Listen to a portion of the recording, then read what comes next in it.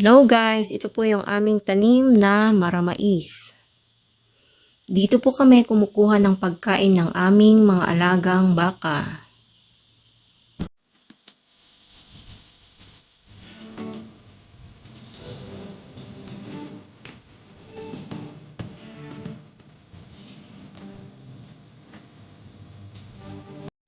Ito naman po yung aming tanim na napier.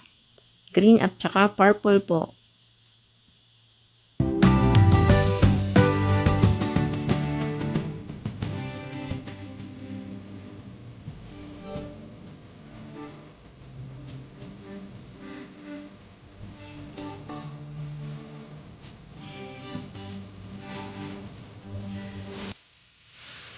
Ito po yung unang pag-harvest o pagputol namin sa aming mga tanim na maramais.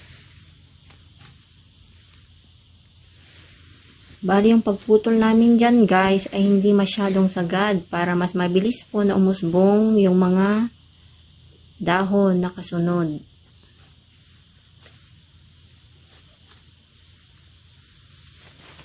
Yan po guys.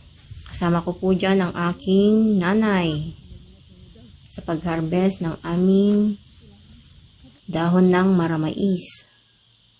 Ito na po ngayon yung aming maramais. Bali yan, tapos na pong naputulan lahat at yan umusbong na po ulit ng panibagong dahon.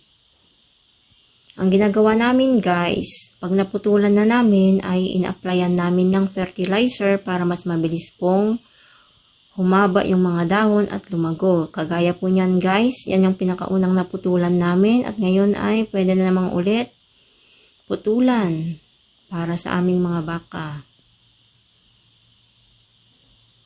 Hindi po pantay yung kanyang pagtubo kasi hindi po namin sabay-sabay na harvest yung kanyang mga dahon.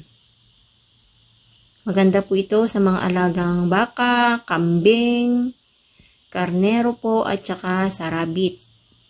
Kaya sulit po ito na itanim guys.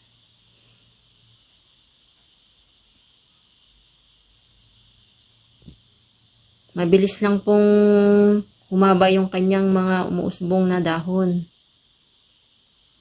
Ito naman po yung aming tanim na napier. Maliliit pa yung kanyang mga dahon kasi kailan lang po namin naputulan. Yan po siya guys.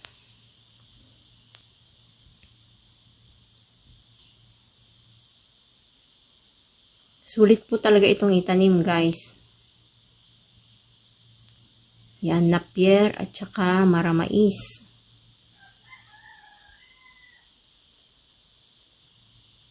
Ito naman po yung pangalawang pag-harvest na namin, pagputol sa dahon ng aming maramais.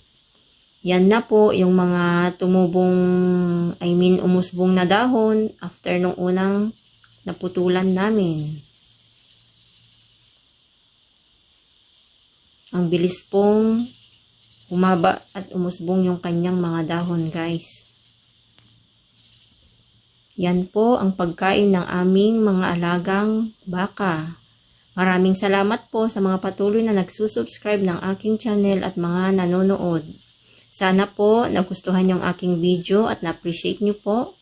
Maraming salamat ulit sa panonood. Kung hindi ka pa nakapag-subscribe, please subscribe po sa aking channel, Ate Onang. God bless us all!